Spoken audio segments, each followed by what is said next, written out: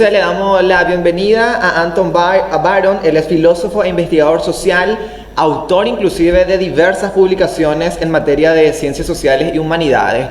Buenos días, Anton, ¿cómo te va? Te saluda Julio González. Muy bien, muy buenos días, Julio. Gracias por la invitación a tu programa. Bienvenidos, buen día a la audiencia. Excelente, Anton. Queremos saber, leímos tus materiales de cuántos sexos existen, en donde vos estabas en tu podcast, también inclusive relatando, hay también un material escrito, y queremos escuchar acá en Un Nuevo Día acerca de eso. ¿Cuántos sexos existen? ¿Uno, dos, hombre, mujer, o hay más de eso? Bueno, creo que todo depende desde el punto de vista con el cual vamos a mirar este tema. Considero que la mayoría, hay muchas personas que les gustan respuestas fáciles y simples. Para mucha gente la respuesta es pues simple, ¿no? El ser humano cuyo cuerpo está equipado por órganos sexuales femeninos, pues es una mujer, y aquel que posee los órganos masculinos es un hombre. Así que la respuesta parece simple, pero en realidad en cada población humana existe un porcentaje de personas que se escapa a esta división tan simple binaria, ¿no? Y eso se debe a diferentes criterios. Puede ser el criterio genético o genotípico, lo clásico, ¿verdad? O cromosomas XX para la mujer, XY en los hombres, pero también hay otros criterios. Por ejemplo, las glándulas sexuales recién se desarrollan en el feto. Me refiero a testículos, ovarios, a partir de la séptima, octava semana de embarazo, y terminan recién después del nacimiento, ¿verdad? Entonces, también viene ese criterio fenotípico, o sea, de la apariencia que luego desarrolla la persona. Es conocido eso que hay hombres que desarrollan luego aspectos muy femeninos y viceversa, ¿verdad? Mujeres con rasgos así muy masculinos, las hormonas, ese proceso hormonal que determina nuestros órganos respectivamente. Así que a pesar de estas diferencias, ¿verdad? A pesar de ese proceso que es complejo, lo que pasa es que al nacer se debe determinar el sexo de un bebé, ¿verdad? Entonces, cuando se detecta esas irregularidades, es una común práctica que en conjunto con los padres, los médicos deciden qué sexo debe tener la persona, ¿no? Sin embargo, esto no siempre es tan fácil, y a veces se decide dejar eso a decisión propia de cada persona, porque también ese factor de cómo siente su propia sexualidad cada persona es importante, ¿no? Por decirte que estadísticamente hablando, por cada 1000 personas, aproximadamente una nace como una persona intersexual, ¿verdad? Eso no es poco. Ponerle que en Paraguay, si estamos acá 7 millones de personas, haciendo un cálculo simple, tendríamos que tener acá entre nosotros por lo menos 7000 personas que están con esta sexualidad no definida en forma binaria, ¿verdad? Esto, por ejemplo, puede ser en forma de un pseudo hermafrodito. Va a ser una pseudo hermafrodita mujer, que es una persona que posee cromosomas femeninos, pero tiene órganos sexuales masculinos. Por el contrario, un pseudo hermafrodito hombre al revés, no desarrolla, no tiene el cromosoma masculino, pero no desarrolla sus órganos masculinos. Por el contrario, se identifican apariencias de órganos femeninos. Y también a esos hermafroditos verdaderos, no tan frecuentes, pero sí que tienen desarrollados los tejidos de testículos y ovarios, viceversa, ¿sí? Entonces, estos casos de hermafrodismo detectado antes o durante el embarazo, como te dije, se trata de resolver ya a la hora de nacer. Y eso muchas veces crea problemas, porque recién cuando la persona crece se identifica con su sexualidad. Y nuevamente un conflicto. Anton, ¿la identidad de género está implicada con esto o no?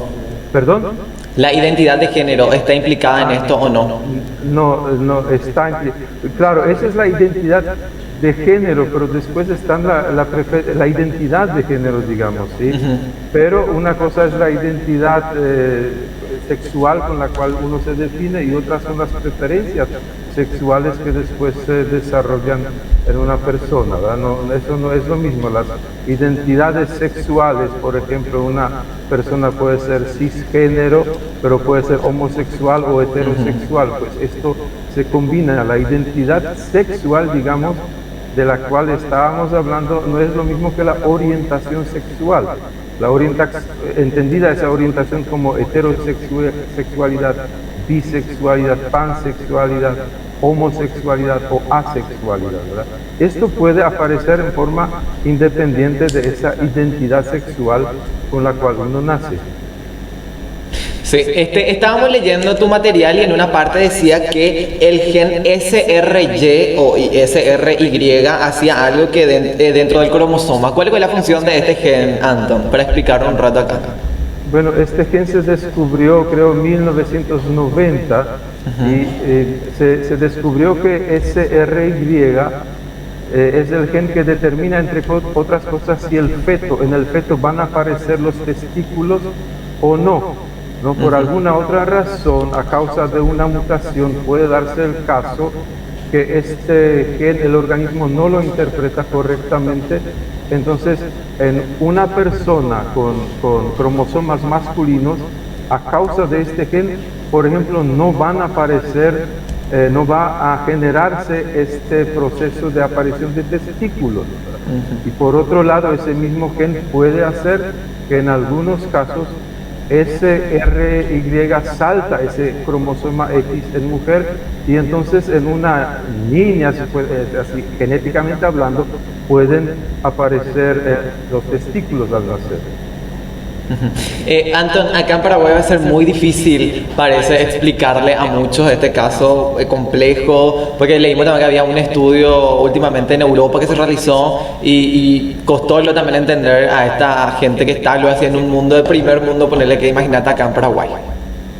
Sí, del estudio que yo hago mención en mi podcast, el que estás ahora trayendo a colación, se desprende que en la Unión Europea, ¿verdad?, donde ya por décadas esos derechos de personas trans son bastante reconocidos, sin embargo, más de la mitad de las personas encuestadas, 54% de ellos en la Unión Europea, se ha sentido discriminada. Esas personas fueron afectadas, había casos de violencia y esa violencia cada vez más frecuente. Los agresores a esas personas demostraban o falta de conocimiento o violentaban discriminadamente a esas personas por razones políticas, ideológicas y personales. Y creo que tienes razón, ¿verdad? Porque si bien en la Unión Europea, que es una región del mundo actual, digamos, más abierta, más tolerante con la sexualidad no heteronormativa, esas personas gozan ya de muchas libertades, derechos institucionalmente reconocidos. En comparación entonces con nuestra región, creo que podemos esperar lastimosamente reacciones todavía más dramáticas, ¿verdad?, en cuanto a este tema. Y de repente no digo que esto es posible porque somos testigos a diario, ¿verdad?, de esa indiscriminación, la falta de respeto por la dignidad humana, que sin embargo quiero recordar que es uno de los derechos más fundamentales, ¿verdad?, independientemente de si la persona en cuestión es heteronormativa o no. Para finalizar nada más ya, Anton, ¿qué vos crees que falta para que acá en la sociedad paraguaya sentemos cabeza con este tema de sexualidad? Creo que falta el conocimiento, ¿verdad? Porque muchas veces mezclamos diferentes ámbitos ¿no? Las personas que son muy religiosas, pues sacan de la Biblia que Dios creó al hombre y mujer, Adán y Eva, y bueno, y con esta historia bíblica quieren como anular los libros de biología y lo que la ciencia nos muestra sobre la naturaleza y la complejidad de estos asuntos. Creo que esto, la apertura nos falta para abrirnos justamente a diferentes alternativas, a la complejidad que la realidad últimamente nos deviene.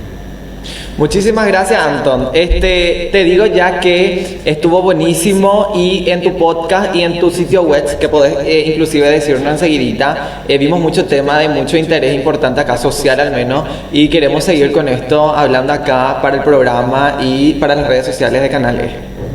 Sí, eres muy amable, muchas gracias por la invitación. Y sí, si los radioescuchas quieren profundizar un poco o conocer algunos otros temas, me dedico también a la divulgación de la ciencia a través de los podcasts y esos artículos de divulgación, algunos libros míos o clases grabadas. Todo eso pueden encontrar en mi web antonbarron.org. Les invito cordialmente y gracias por la invitación. Chao, chao, Anton. Hasta la próxima. Hasta Muchas luego. gracias. Chao, chao.